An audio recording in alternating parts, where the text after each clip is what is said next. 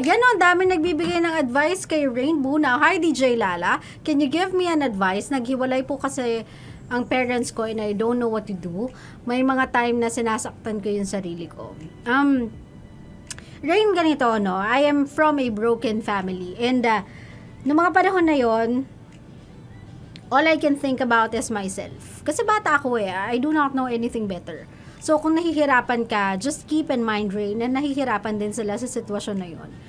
But, this is the moment that you have to understand them more. Naintindihan ko na it wrecked your world. Naintindihan ko na it changed your world into something destructive para sa'yo. Pero that doesn't mean it's the end of it. They are still your parents, my love. Naghiwalay lang sila as a couple, but they are still your mom and dad. This is the time where, when they need us the most.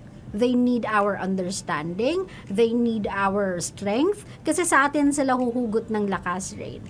So please, alang-alang sa mga magulang mo, and if you have siblings, alang-alang din sa kanila, please be strong. It's gonna be hard.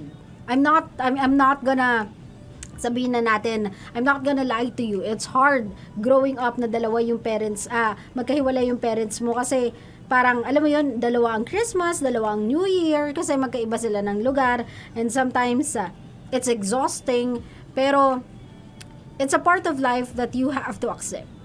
Kailangan hindi ka ma-define ng failure nila to be together for the rest of their lives. Kasi if there's one good thing that came out sa pagsasama nila, it's you. Ikaw yung good thing that came out sa pagsasama nila, and they are very proud of that. They are very much happy with that. And them separating has nothing to do sa pagmamahal na meron sila sa'yo. If not, mas ipaparamdam nila sa'yo kung gaano kanila kamahal. Kasi nga, they are no longer together as a couple. So, ipaparamdam nila sa iyo na every single day that they value you, that they love you, that they are lonely without you, that they miss you kapag malayo ka. Believe me, that's how my parents had been.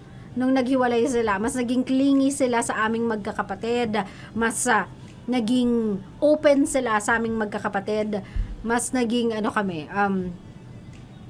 tighter as family even when they have broken up. Right now, meron na silang kanilang mga pamilya, sa totoo lang. I have 3 beautiful stepsisters. I have 2 from my father, I have 1 from my mother, and I wouldn't change a thing. So if you think na hindi mo kayang lagpasan yan, yung broken family part na yan, look at me. I did.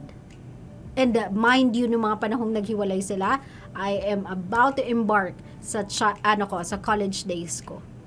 And I was still able to focus on my studies. Ako pa rin ang nagtrabaho para kahit papaano sa sarili ko, yung brother ko, kahit papaano nagtrabaho pa rin talaga siya. Kumbaga, we took the responsibility of our parents para sa pamilya namin. Pero, never namin silang sinisi for having to decide what they did. Kasi feeling namin ngayon, they are so much happier. And as a child, as a daughter, there's nothing more fulfilling for me, or there's nothing more I would wish for them than to be happy. And if that means na they have to separate ways, or they have to go their separate ways and have their own lives nang hindi sila magkasama, that's fine by me, as long as they are happy. This is the moment, Rain, that you have to understand them. Sabi ko sa'yo talaga, promise, they need you more now than they will ever need you. So, I know it's hard. I know na it's scary. I know na nakakalungkot na they have to do this. Pero, lagi mo na lang isipin, there's a reason as to why. And maybe it's for the best. And before sila nag-come up with this decision, there are a lot of times that they took into consideration of giving you guys a broken family. But, it will even be more broken kapag pinilit nilang magsama kahit di na sila masaya sa isa't isa. So, you just have to grow up fast, Rain. You have to mature fast. And feeling ko naman it's for the better. Kung hihingi ka ng isang tao, siguro na pwede mong sundan dahil galing sa broken family, you can follow me. I am a product of broken family, but I'm not broken.